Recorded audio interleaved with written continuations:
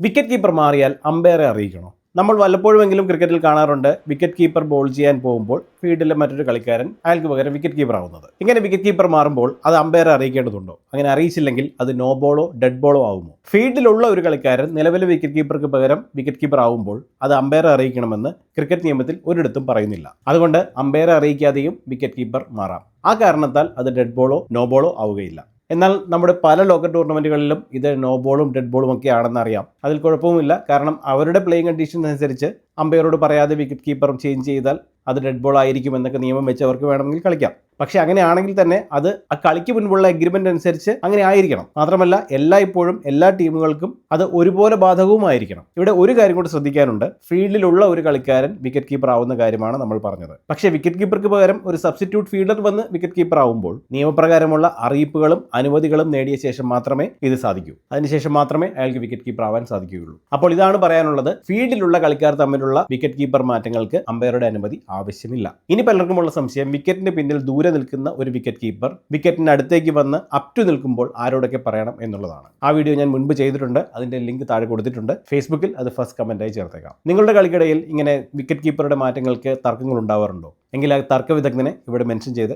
കാര്യങ്ങൾ പറഞ്ഞ് മനസ്സിലാക്കുക.